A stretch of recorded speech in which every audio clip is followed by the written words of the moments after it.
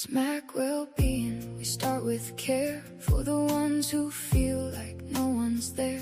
Behind the smiles, behind the screen, there's more to life than what is seen. We slow it down, we look again, not just strangers, but more than friends. A simple how you said with heart can pull someone back from falling apart. It's not about fixing what we don't know, it's about being there and letting it show. One small moment, one honest sign can help a heavy heart realize. SMAC Wellbeing, we rise as one until the silent hurting is done. We check on you, you check on me, that's how humanity's meant to be. SMAC Wellbeing, we don't let go, we stay connected, we let love show. Even in darkness we find the light, together we make it right. In a world that moves too fast to feel, we forget what is truly real.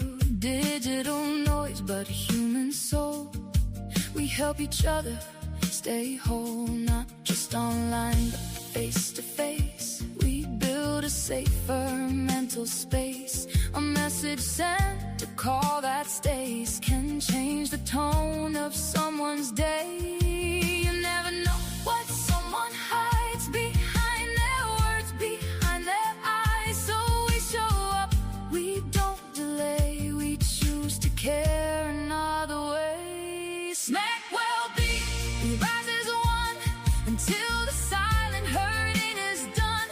We check on you, you check on me, that's how humanity's meant to be. SMAC Wellbeing, we don't let go, we stay connected, we let love show.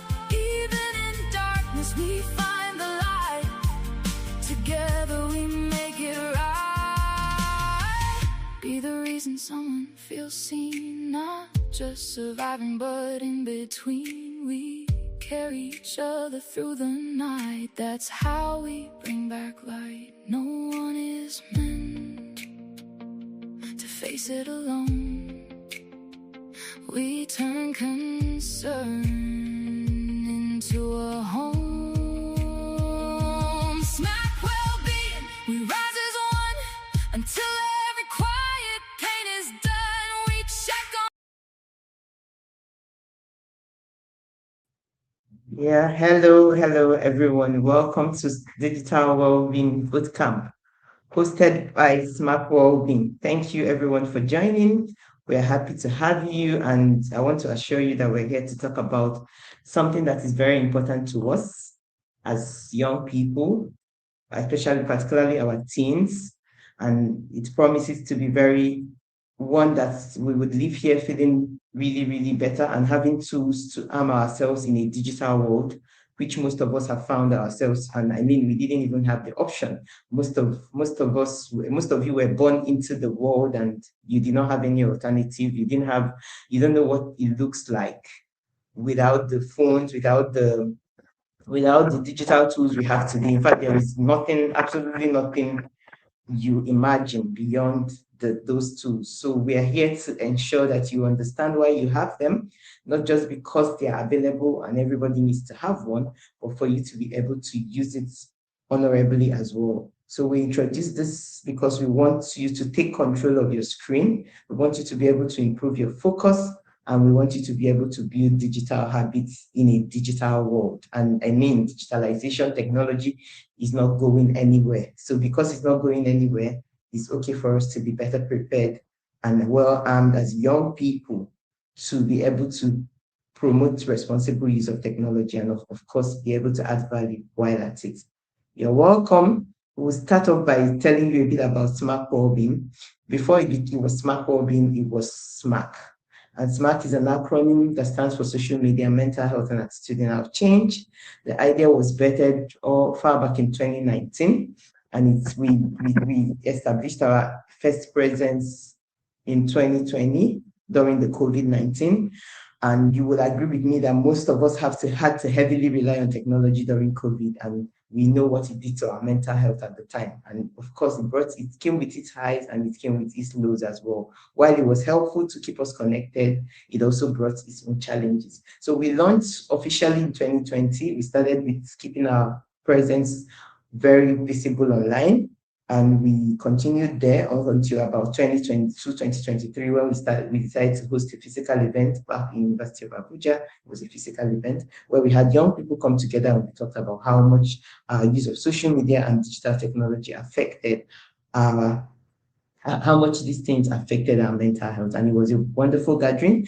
We continued upwards until about 2024, 2025. We did a bit of a rebranding, which is why you see SMACWellbeing, because we want to be more holistic and push as a social enterprise, one that is not just telling you what to do and what not to do, but one that is also able to encourage young people to explore responsible use of technology on all fronts. And our vision, of course, is to build a globally respected well-being ecosystem where mental health literacy, digital well-being, emotional resilience, and responsible innovation is key.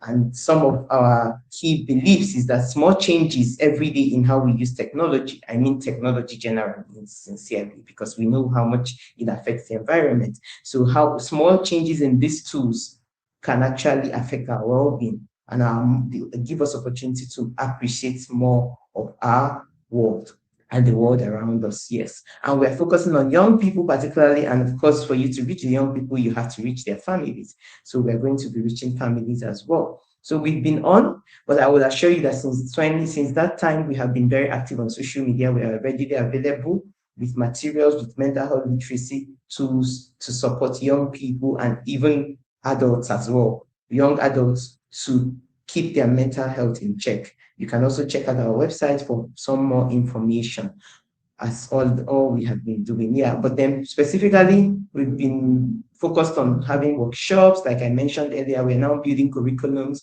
to guide people because, again, like I said, the digital world is going nowhere. And we need to build structures and systems that can sustain our lives in a digitalized world. So we are creating this awareness. We are making people to understand that there is something as being a responsible digital citizen.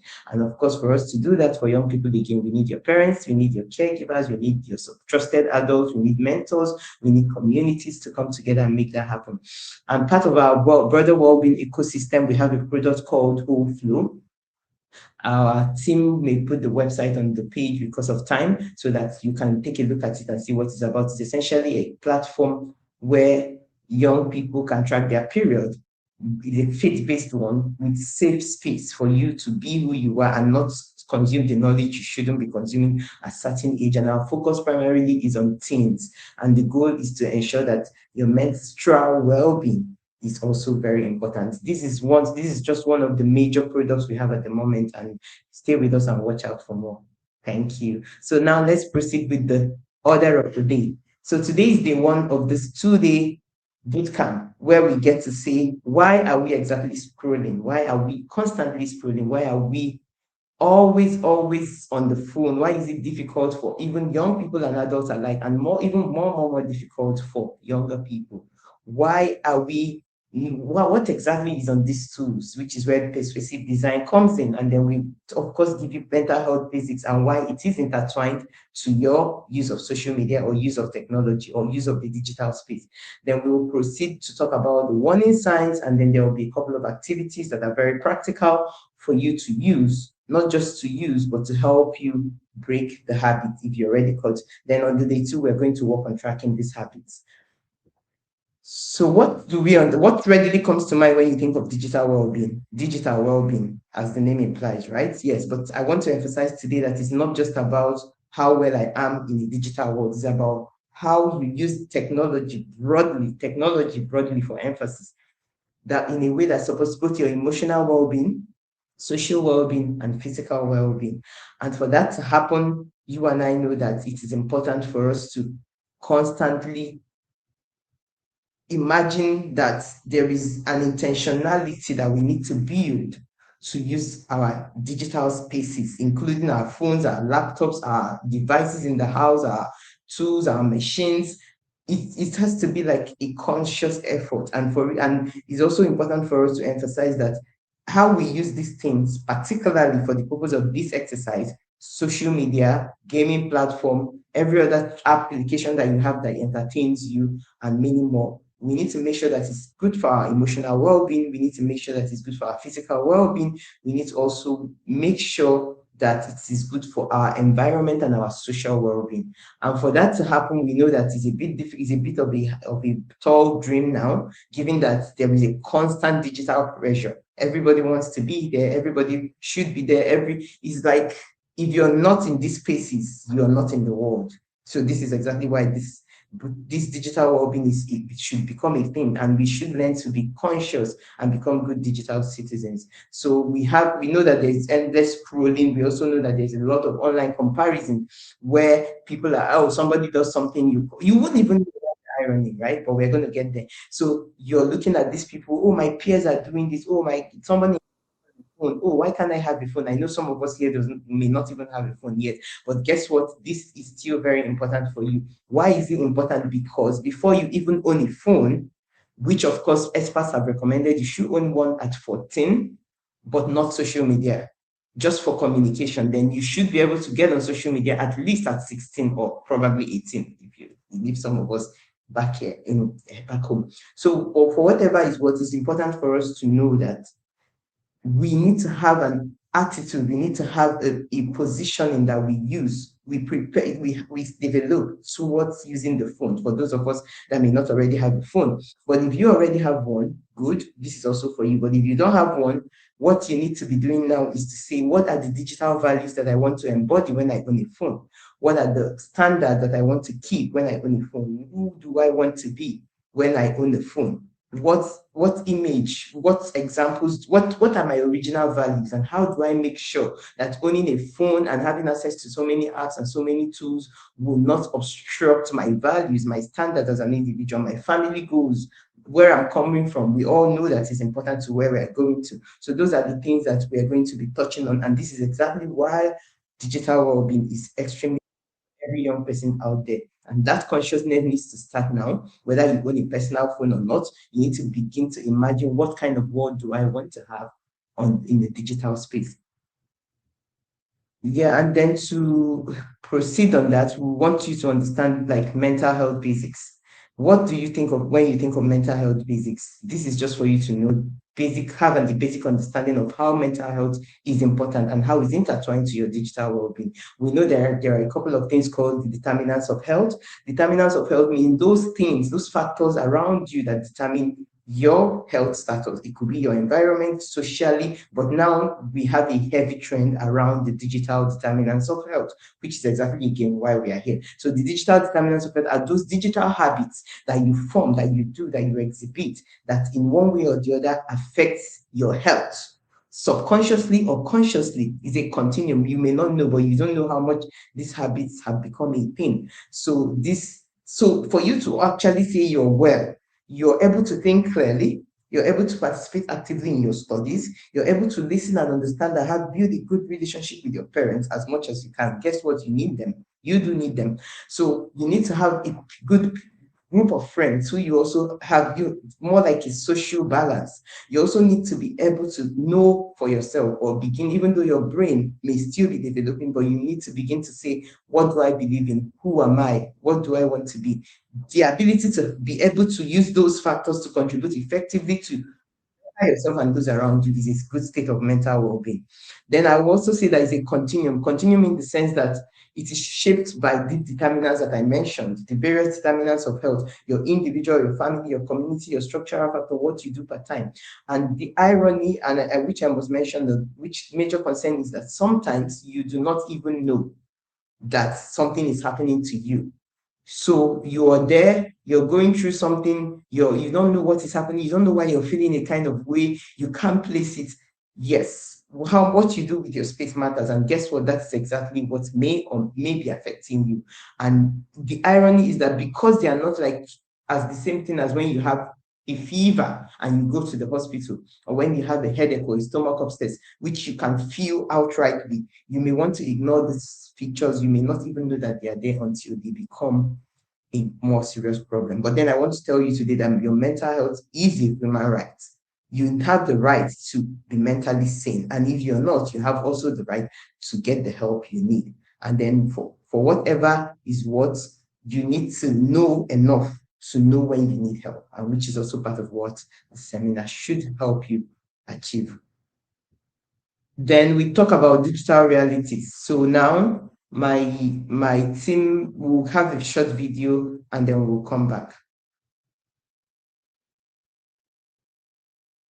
But somewhere between the notifications, endless videos, and constant pressure to stay online, many young people are losing focus, peace, sleep, confidence, and connection with themselves. Technology is powerful. It can help us learn, create, dream, and grow.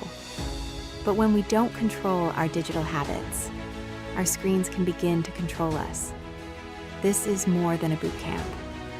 This is a reset, a chance to pause, reflect, and take back your attention. Over the next 2 days, you will learn how social media affects your brain, emotions, focus, and mental well-being. You will discover healthier habits, practical coping skills, and simple changes that can transform your daily life. Because your mind matters, your peace matters, and your future is bigger than any algorithm. Welcome to the Digital Wellbeing Bootcamp by SMACWellbeing. Let's reclaim our time, protect our peace, and thrive in a digital world. Every day.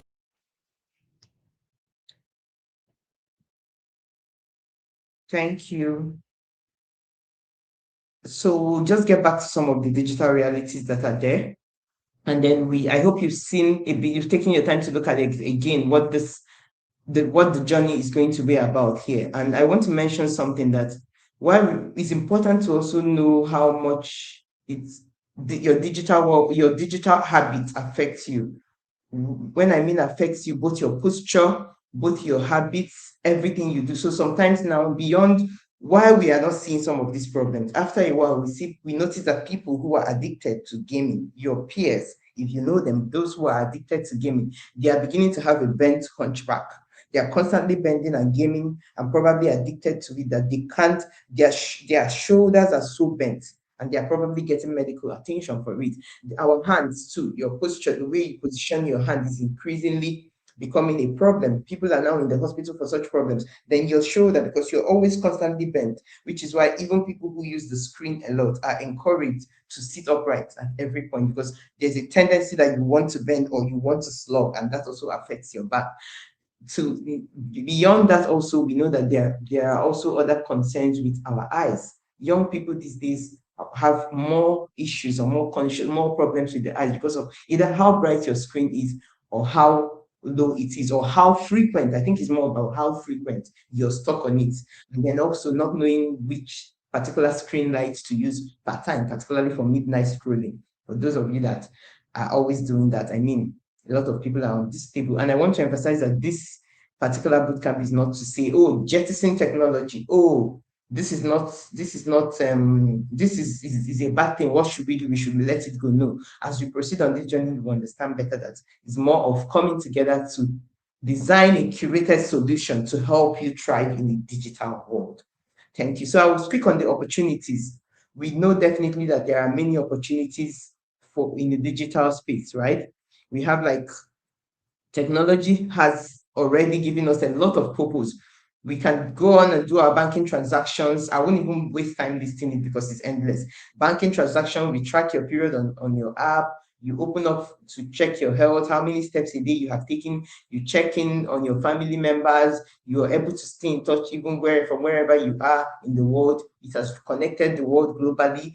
It is enormous. We can't even finish it. Access to learning resources, and that is also part of the problem. Information is everywhere, overloaded, and even more than you need it. So because of all of these things, we know that we cannot afford to say that the opportunities are not enormous. But then again, how are we going to be digitally responsible? Exactly. So now we talk about, I've spoken a lot about the few challenges. So it feels already like a toddling. So some people's hands are consciously like this because of how much you position your hand or how you position it per time to watch the to look at your phone or scroll or do something, depending on what it is per time. Then information overload drains us continuously. I mentioned this. And then constant simulation shifts our mood.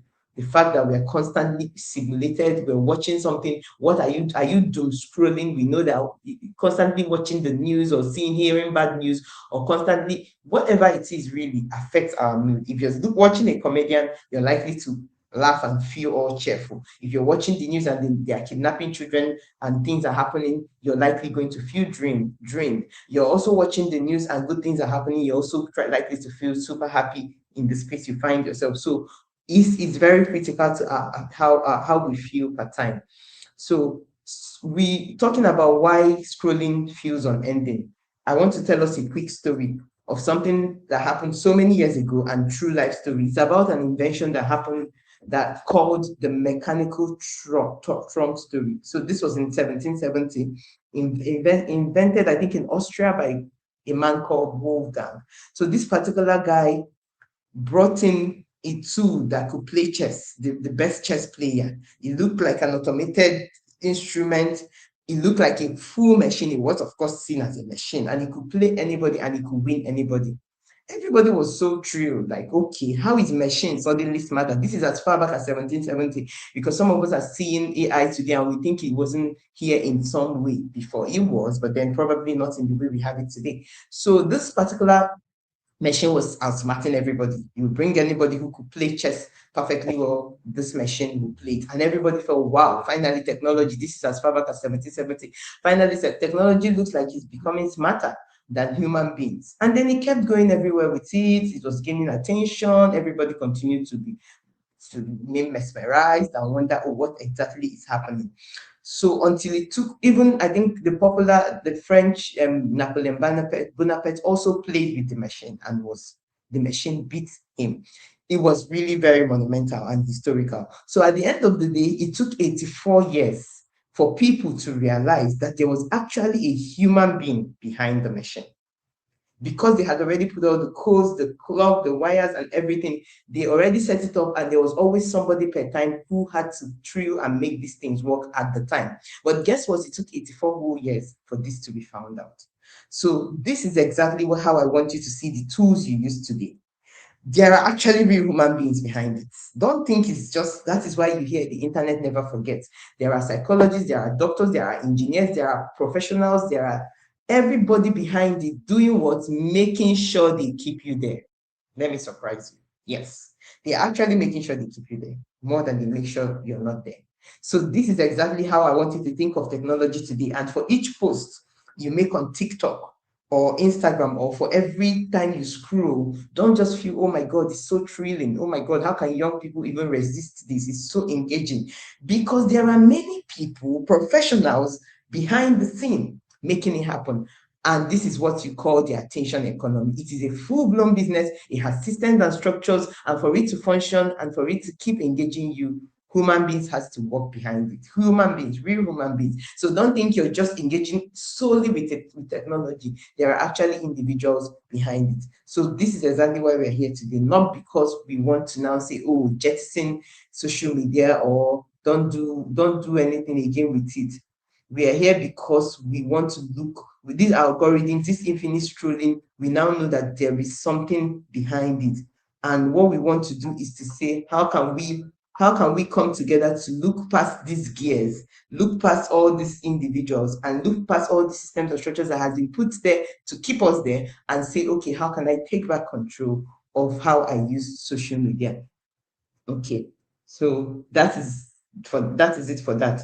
So now in addition to talking about the attention economy, it's important to also note that the AI-driven algorithms are there for you. Page, you FYP, is there. The moment you click on something, it gives you access to another thing. You start seeing those things. Everybody knows this, I believe, or most of you already know this. So what is that? Is also the same systems and structures that have been designed to function like a machine, picking up your interest, picking up your attention, picking up where you go per time, who you listen to, what you share, and then making sure that you stay hooked and never leave.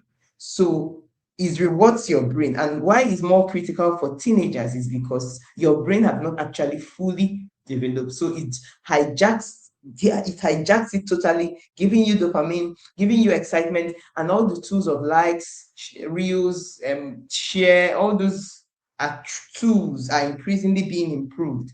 How many likes do I get? How many views do I have? Are there exactly for this purpose. So I want you to understand that this is what we call the persuasive design. It is intentionally designed. It is a structure that is designed to function like that. And there are actually active human beings who build these systems, who put them in place and continue to make it work. So don't think they built it and they've left it. Human beings are still there, just like the mechanical trunk story. Human beings are still there making it happen. So you have your notifications, and you're already, from what we have now, which is seen a lot among young people, is fear of missing out. Oh my God, what is happening? There's a trend, everybody jumps on it. If you recall correctly, or you may not already know, you may want to research it after this program to see that there are many challenges on TikTok alone that has led to people's deaths. Yes. One that got people to take medications to prove that paracetamol and a couple of other pain reliefs did not work. And people kept taking it until many people actually started passing out and endangered their liver. So this is just one example. We don't want to go into AI algorithms because we have a program coming up on a challenge and next month where we talk a lot about AI and how much it affects your mental health and social media use. And please do well to participate so that you hear more of what not to do and what to do part-time with AI. Guess what? AI is a bomb, but at the same time, how can I actually use it responsibly? So those are the things. And because of all of this, it has led to social comparison. And because your brain is still developing, it's easy for you to forget yourself. It's easy for you to lose yourself, which is why at the beginning I said, whether you do have a phone or not, you need to sit down with yourself and ask yourself, what are my values? What do I stand for? Who do I want to be? Who do I want to see in the next 10 years? How can I appear and show up the way I want to be seen? The way they tell you to dress like you want to address, that is exactly how you should show up on social media. Show up the way you want to be seen, because one single post can make or mark that you do without thinking, or one simple challenge that you jump on because everybody, or one cruise you want to catch, or one clock it moment can just become something else if you're not careful. And of course, research has recently showed that if you track your usage of social media now and you see that you use it more than 3 hours per day, there's already going to be risk of depression and anxiety, particularly for young people, even for adults really. But this is really more of a problem because your brain, as much as you may even already be 18, your brain is still in the process of developing fully. So let's keep that in mind. So what are the emotions and warning signs that when we see, either from constant scrolling, we would know that, okay, this is something I should be worried about? Already, I mentioned that if you're already able to track your usage and it's more than 3 hours, it's already a concern, because what time do you have for your studies? Spend with your family, spend with friends, free play, connect with your environment, think and be creative as a young person, because I mean, that is the beauty of being young, imagining all sorts and trying to make the things come to life. And these are all the foundation of where you're headed tomorrow. So with 3 hours on a particular tool, or with 3 hours on different social media platforms, Instagram, Facebook, TikTok, whatever, whichever one you use that keeps your dopamine rush coming, is too much already. So begin to think about it as we go on this journey. Before I proceed, and just to talk about how much the power is in your hand, I'm going to tell you the story of the professor and the grasshopper. This is a very interesting story. What actually happened is that the professor said he knows everything. He's all good and well-read, well-exposed. And he says, I know everything, and everything you ask me, I know. So bring it on. But this young boy, about a 12-year-old, like some of you would be, had this on his palm, had a grasshopper on his palm. And then he goes, what can I do? What do I have on my hand? Is it alive or dead? Remember, this professor is all grown and well experienced. And he wasn't sure, because if he says, okay, before I tell you what he says, I will tell you what he answered. He answered, the life of the grasshopper is in your hands. That was a very wise one. Why did he say so? I'm sure you already know. If you think you know, you can feel free to drop a comment on the comment section, or you tell me before I let you know. But for whatever, I doubt you would have thought of it in that way. But see, this professor had to say that because the life of that grasshopper actually did depend on the 12-year-old's hands. Because if if he says, oh, the grasshopper is alive, he can decide to squash it.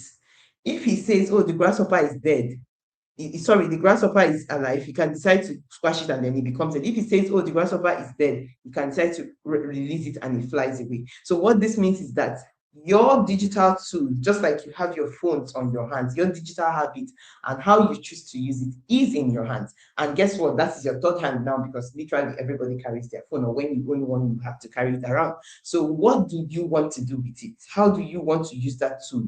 Because it is a powerful tool. I will come to another story later on this presentation where I tell you how powerful technology in all ramifications can be, and how much more when you have a phone armed with the internet, armed with all sorts of information and whatnot. So what warning signs should you be looking at? Okay, too long, you're too sad. Maybe you've just finished scrolling and you're supposed to be happy. I mean, there was a dopamine rush. You got some likes, you got some shares, you got what you want, you got some people chatting you up. Sadness, but then you're still sad, and then this sadness begins to last too long. Please, this is a warning sign. You should either talk to a trusted adult, talk to your parents about it, and please do not hesitate. Don't that whole teen spirit that says, oh, I don't think I want to talk to my mommy. Oh, no. You should also work with your mentors if you have one. You should work with trusted adults. Then if you find that you're suddenly withdrawing from friends, you don't want to be with around your friends anymore for no reason, not that anything had happened. These are also signs that your emotions are under stress and that you may need some help. Then also talking about self-harm or death, that is also the height of it. And for whatever is what, in addition to talking to your trusted adult, your family, your parents, which are always the best option, your mentors, SMAC Wellbeing is always there via social media. We have the contacts, we are available, and then we can also refer you to get professional help. So extreme mood swings is also part of it. Changes in sleep and eating habit, trouble concentrating, and sometimes poor performance in school that you cannot explain, not because you didn't study, but all of a sudden you were such a bright student, you're losing focus, you're struggling continuously. It means that something is happening to you. So it's okay to ask for help and get the necessary support you need. So I will give you a scenario. Tunde just picks up his phone. This is some of the comments we get from young people, because all of us can accept really that we have been in this shoe one way or the other. You pick up your phone for just 5 minutes, maybe before dinner. I just want to respond to a message. Oh, Tunde wanted to maybe respond a message and just take a look. I mean, I just got back from school, maybe. So he goes looking, and then before he knew it, an hour later, he realizes that he was still scrolling. He has seen, I mean, 100 is probably hundreds and lots and lots and lots of posts. And sometimes he finds that when he goes to use one tool, you find yourself in other places. I'm sure if some of us will accept that this happens a lot. You're trying to do something. Oh, I just quickly want to respond to a message. You find yourself going everywhere and then everywhere and then everywhere. And then that's how you're lost until an hour later. Time is going. And remember, I must add that time is one thing that we all have equally. So we need to decide as young people how we use it per time. We all have it equally. So you can use yours and become as powerful as the next person, or you can decide to use it or without probably thinking of what value do I want to bring on this digital space. So that being said, Tunde now gets stuck and starts to feel guilty, feel drained. Homework is undone, everything. Dinner is still even on the table, remember. And then you don't even know what to do. So how many of you have felt like him? If you have, please say hello, say something. And trust me, this is not again a blame game. No, not at all, because they are both as important as each other. That scrolling of 5 minutes can also be self-care. But guess what? It will depend on who you're following, what kind of value you want to bring, what kind of consumption you're taking in per time. So as much as it could be a concern, is also a form of self-care when appropriately used. So now, before we talk about the triggers and the time leaks, it is important for us to understand that a lot goes into what we take in. A lot of things goes into what we take in. Social media is at the center. It will appear like social networks, one mistake, one trajectory, what you don't even know, you're not sure exactly per time what to do. But I just want to tell you that, first of all, keep something in mind. That values that you have set at the beginning should be what should guide you. What do I want to bring? How much time do I need to spend per time? How often should I visit? Where am I overstepping? What should I do better? What skill can I actually spend time achieving instead of just scrolling away? Because guess what? You also need digital skills. And for you to get digital skills, you need to be in the digital space. And I will not hesitate to encourage those of us that own tablets, laptops at home, or even phones already, to decide that, what digital skill do I want to achieve every other quarter of my life? These are the things that keeps you busy, keeps you focused when you're not working on your school. And then also, how can I go back to relating with my environment? Why is my phone on the dinner table? Why is my mother talking to me and I'm looking at my phone? Why am I telling always about how I use my phone? Why do they even in the first place have to seize my phone? It means that there is already something happening with the values you have around the digital space. So it's important for us to know that. And let me also emphasize that this is not only about social media. Some of us actually are addicted to gaming. It is also a problem. As much as it can help to build certain skills, it is also a problem when you're addicted. It is a problem. Some of us now want to know what betting is about. Oh, how big can I really make money on social media? Oh, what is happening? Guess what? All these are good. Some of them, especially when you know you want to use it responsibly, they are very good. But guess what? What are the values? What do I want to get out of it? How am I contributing? Who do I want to be seen as? 10 years down the line, 20 years down the line, these things matter. These things will matter. How can I be seen in the light of who I am becoming, even if I haven't gotten there? So those are the things that matter. So exposure to different harmful things can actually happen when you are on social media. And also exposure to good things, which is also why those values are good, because you keep revisiting them. You keep, if there's something you take away today, what is the digital value that I want to bring to my world?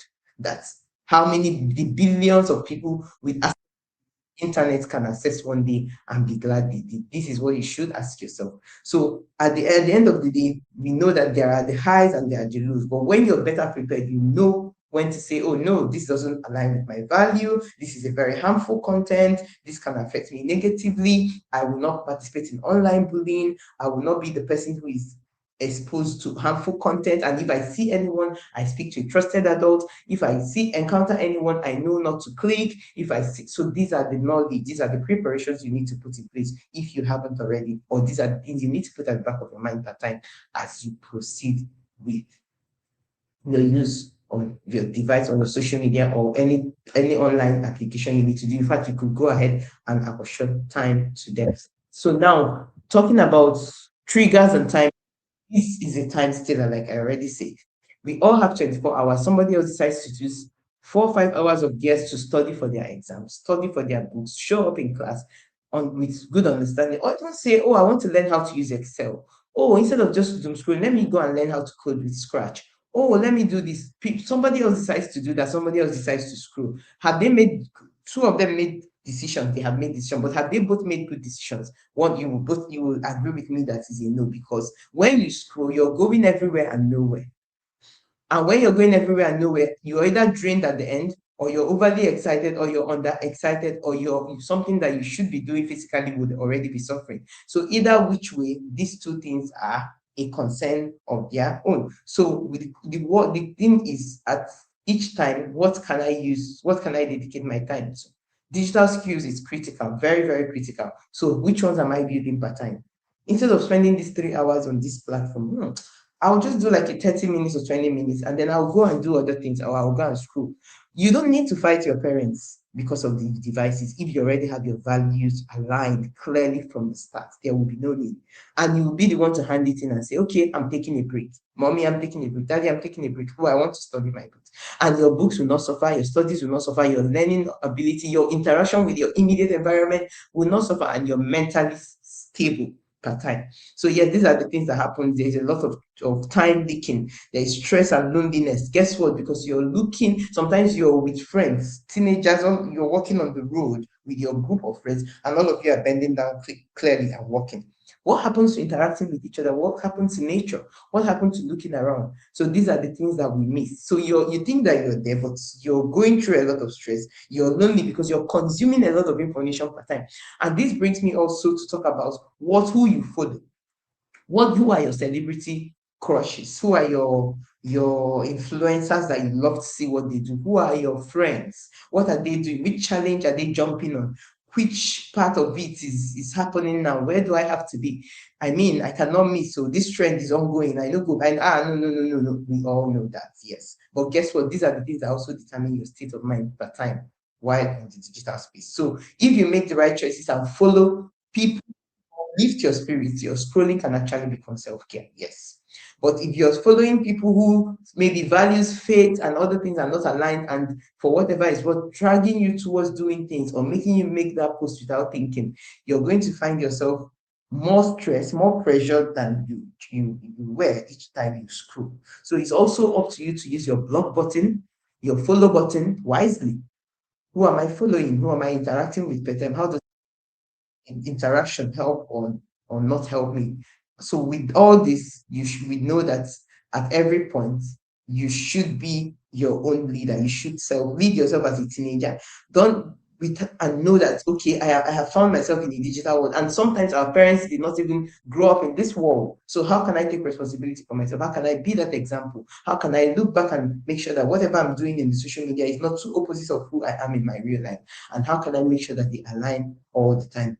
And so now, before we proceed to the last slide and talk about the next tomorrow's activity, and of course there will be an activity for you to do today to help you reflect. What is that one thing that triggers your scrolling the most? Share in the chat or comment. So if you have anything that is triggering you or that makes you want to scroll that we haven't mentioned, whether we have mentioned it or not, saying it, of course, is the first step to becoming a better person or to accepting that, oh yeah, this is a problem. And because it's a problem, I want to work on it heads on, and I want to be sure that I am better off after these 2 days boot camp. So that being said, let us begin to write them. Let us begin to speak on them, reflect on those things that make us do these things that we do, or make us forget ourselves, make us procrastinate, make us bored, or make us want to just go and catch up. And I also want to say that the statistics that are coming in of how much social media is affecting young people is high. Maybe if you're able to read, you should find the book The Anxious Generation. You will read it and you will understand the harms. They are enormous. And beyond the TikTok example I gave, I want to mention that there has been so many reports on one challenge going wrong, or people trying to catch crews and ended up in jail, or people posting something from 5 years ago or 6 years ago with ignorance or out of excitement without knowing that these things come back hunting. So with that said, let us begin to reflect. What are those triggers that either make us go there or that we come out with after we spend time on social media? So now we know the late night scrolling is a thing, of course, it's a major thing, is a major concern, because we think that, okay, since I've done everything I have to do today, I've done my chores, I've read my books, I've submitted my assignment, tomorrow may be school, tomorrow may not be school, let me just relax and go on scrolling. You pick up your phone, you check one notification, one video to another. Before you know it, an hour has passed and you can't even put the phone down. This is the reality of so many of us.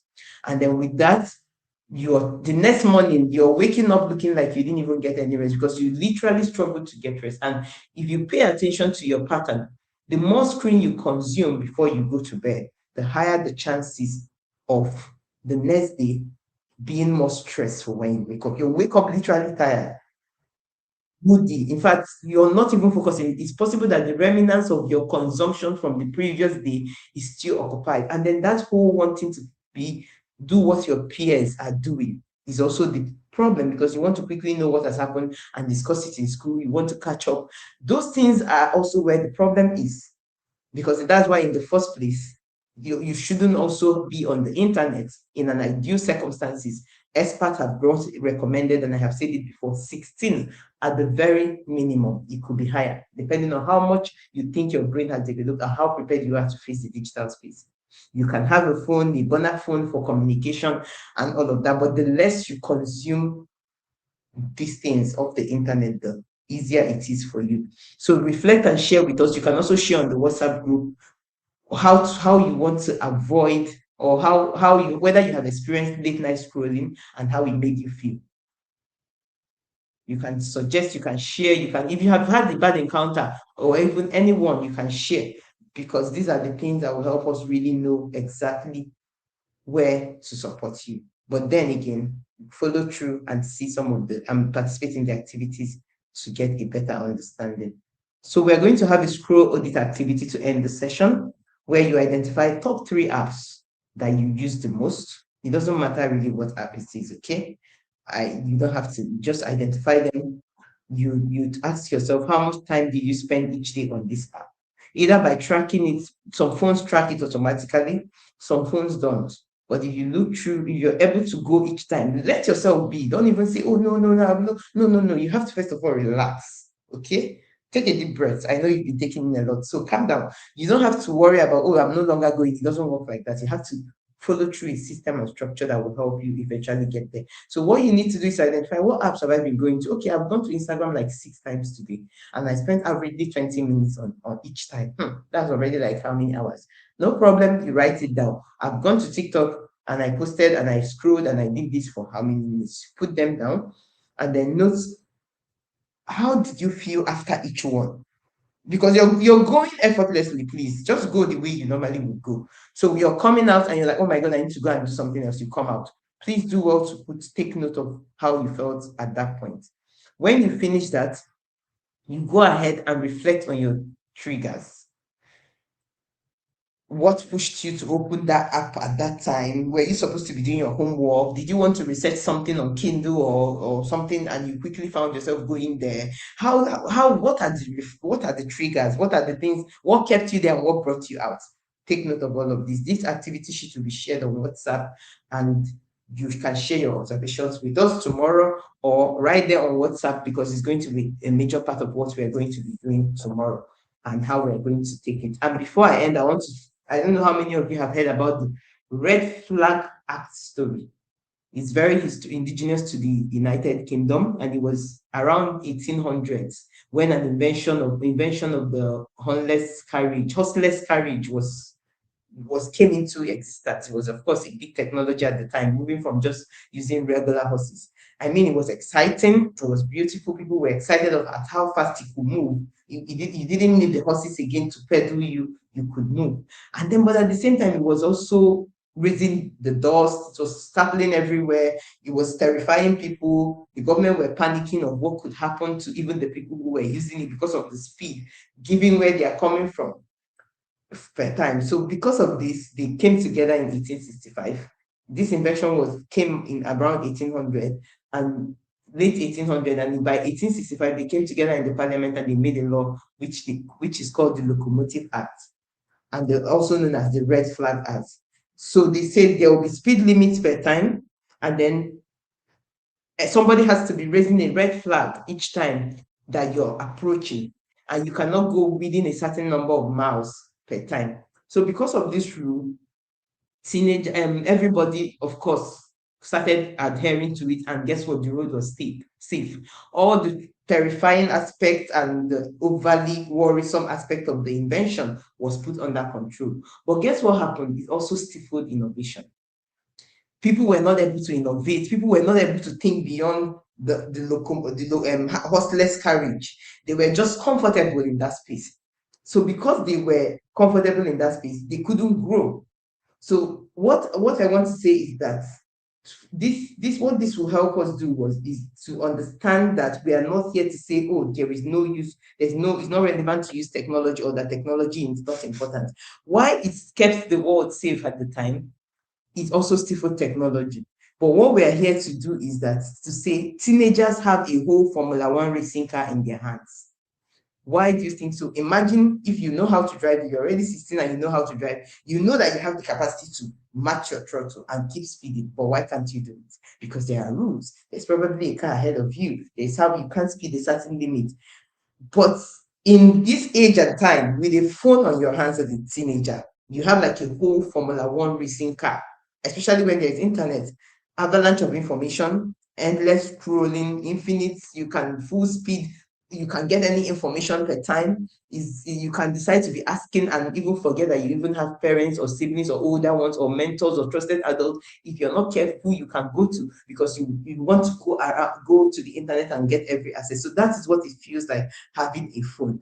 But then again, we are not in this meeting this evening because we want to put a red flag at. No, we're actually here to now say, how are we going to build traffic lights in the digital world? How are we going to build roundabouts? How are we going to build detours, bumps on this road on our digital journey, so that we can move forward with it? So the goal is not to say, oh, we have a red flag, no use of phones, drop your phones. No, no, no, no. We are here to say, how can we come together to create a roundabout, just like we have today?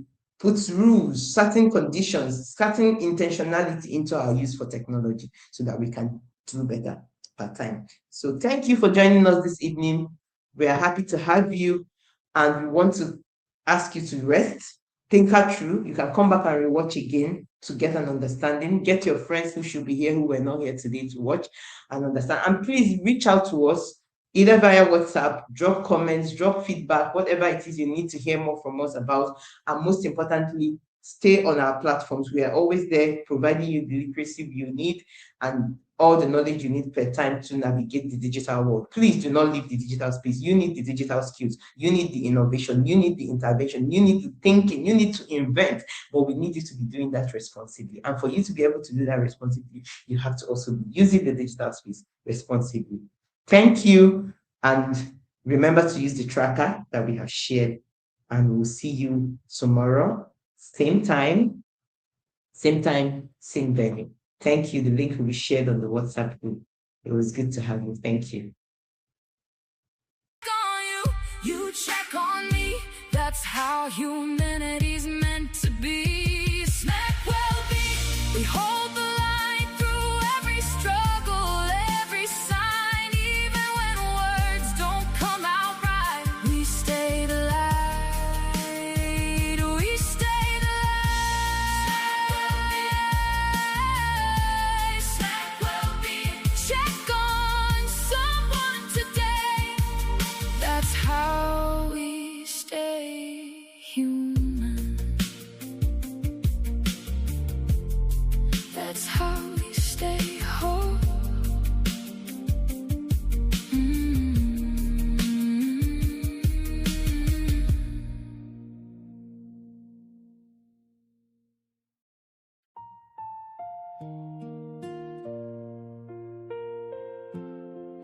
Mm-hmm.